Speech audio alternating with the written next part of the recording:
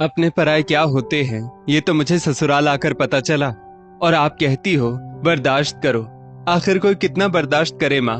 मेरी सास ने तो उस मुहावरे को भी सही साबित कर दिया। प्रेरणा फोन पर अपनी माँ कविता जी से कहती है। कविता जी बोली, कौन सा मुहावरा? प्रेरणा बोली, वही, औरत ही औरत की दुश्मन होती है। मेरी उन दिनों की तकलीफों को भी वो नहीं समझ पाती, तो उनसे क्या ही उम्मीद रख सकती हूँ। उन्हें तो बस घर के काम होने से मतलब है। कहते कहते प्रेरणा का गला भर आया। कविता जी बोली, कोई बात नहीं बेटा, बड़ा परिवार है।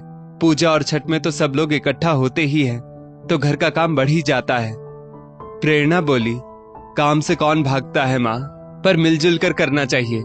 ये कहाँ लिखा है कि छोटी बहू ही घर का काम करेगी। खैर छोड़ो, अच्छा है कि भाभी को आप जैसी सास मिली। अब औरत अगर औरत का दर्द नहीं समझेगी तो कौन समझेगा। चलो रखती हूँ, सबको नाश्ता देना है। इतना कहकर प्रेरणा ने फोन रख दिया। दरअसल प्रेरणा अपने परिवार की सबसे छोटी बहू है और अभी पूरा परिवार एकत्रित था। सब बाहर हॉल में बैठकर डिस्कशन कर रहे थे और वो रसोई में लगी हुई थी, जबकि उसकी जेठानी अनीता और ननद नैना भी बाहर ही सबके साथ बैठी थी। हाँ, नैना जरूर बीच बीच में आकर प्रेरणा की मदद कर रही थी। दोनों का ही रिश्ता सहेलियों जैसा जो था। नाश्ता तैयार हो गया तो नैना और प्रेरणा फटाफट सबको देने लगी और खुद भी अपनी प्लेट लेकर वहीं हॉल में आकर बैठ गई और बातें करने लगी। तभी उसकी सास ललिता जी बोली, प्रेरणा बहू, दोपहर के खाने की तैयारी भी कर लेना। एक रसादार सब्जी और एक सूखी सब्जी बना लेना और साथ में रायता भी बना देना। और हाँ, रोटियां सबके आने पर सेकना। ऐसा ना हो कि रोटियां पहले से बना लो। और सुनो, कोई दवाई लेनी हो तो समय से ले लेना। कहीं ऐसा ना हो कि कल मेहमान आ जाएं और काम के समय ही तुम अपना पेट पकड़कर बैठ जाओ। ललिता जी ने सबके सामने कह दिया। प्रेरणा के हाथ वहीं रुक गए और वो नजरें झुकाए अपनी प्लेट लेकर चुपचाप उठकर रसोई में चली गई। नैना बोली, माँ, सबके सामने आपको भाभी को ऐसे नहीं कहना चाहिए था। बड़े भैया, जीजा जी सब यहाँ पर बैठे हुए हैं और आप हो कि। ललिता जी बोली, हाँ तो इसमें गलत क्या है? कल काम के समय अगर ये बैठ गई तो काम कौन करेगा? मेहमानों का चाय नाश्ता खाना पीना कौन देखेगा? बड़ी बहू के पास अपने काम होते हैं, तो ये सब कुछ तो प्रेरणा को ही संभालना होगा ना। तभी प्रेरणा का पति विजय बोला, माँ, क्यों ना हम 2-3 दिन के लिए किसी को रख लें जो चाय नाश्ता या रोटी सब्जी सब तैयार करके दे। इससे प्रेरणा भी थोड़ा फ्री होकर हमारे साथ बैठ पाएगी। आजकल उसकी भी तबीयत ठीक नहीं रहती। ललिता जी बोली, तुम बड़ा अपनी बीवी का साथ दे रहे हो। हमने तो आज तक नहीं रखी घर में काम वाली, और घर में लोग ही कितने हैं, तो सब लोग मिलजुल कर करते हैं। वो अकेले थोड़ी ना करती है। और मेहमानों के नाम पर आ कौन रहा है? बस 8-10 लोग ही तो बढ़ेंगे, तो काम वाली रखने की क्या जरूरत है? नैना बोली, पर माँ, भाई क्या गलत कह रहे हैं? आजकल तो सब रखते हैं ताकि घर की औरतें भी एंजॉय कर सके। और वैसे भी सारा काम प्रेरणा भाभी को ही करना पड़ता है। मदद तो कोई नहीं करता, बस कहने को है कि मदद कर रहे हैं। अनीता बोली, नैना, देख रही हूँ प्रेरणा के साथ रहकर तुम कुछ ज्यादा ही बोलने लगी हो। ललिता जी बोली, तुम ज्यादा मत बोलो, और तुम्हारे ससुराल के नियम यहाँ नहीं चलेंगे। तुम्हारे घर के तौर तरीके अलग हैं और हमारे अलग। नैना कुछ कहती उससे पहले विजय ने उसे चुप रहने का इशारा किया। थोड़ी देर में सब लोग अपने अपने काम पर रवाना हो गए। कोई उस दिन के लिए हलवाई बुक करने गया तो कोई टेंट। ममता जी अनीता और नैना के साथ बाजार लेन देन वाले कपड़े खरीदने चली गई।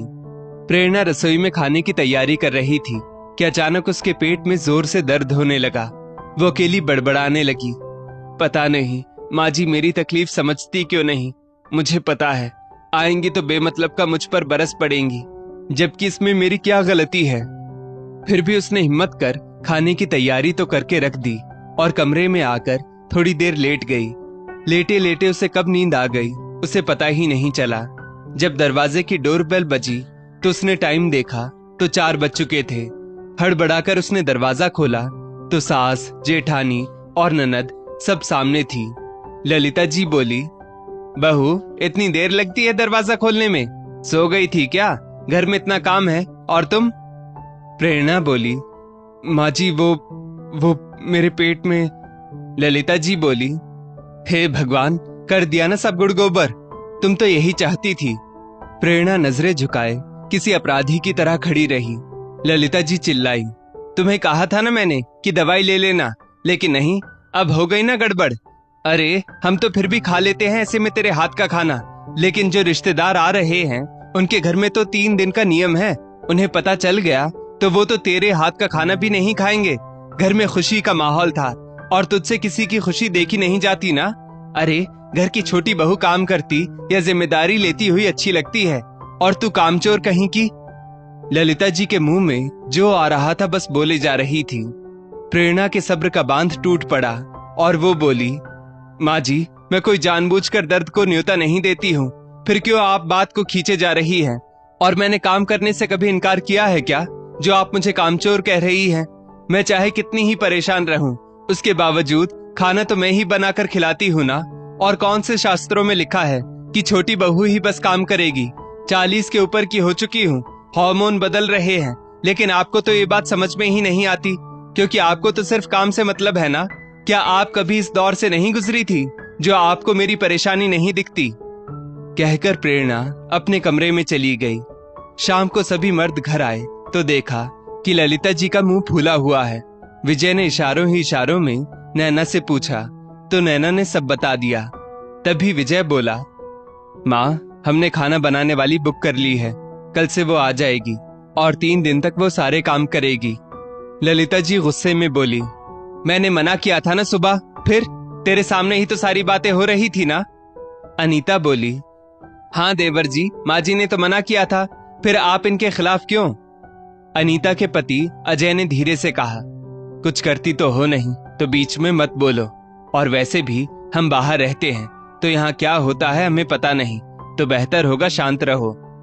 विजय बोला, माँ, प्रेरणा भी इस घर की सदस्य है, तो उस पर हम सारे काम का बोझ नहीं डाल सकते, आखिर उसे भी तो एंजॉय करने का पूरा हक है।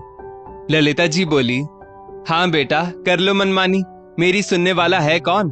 तभी तो तेरी बीवी मुझे पलटकर जवाब दे गई। विजय बोला, माँ, वक्त के साथ बदलने में कोई हर्ज नहीं है।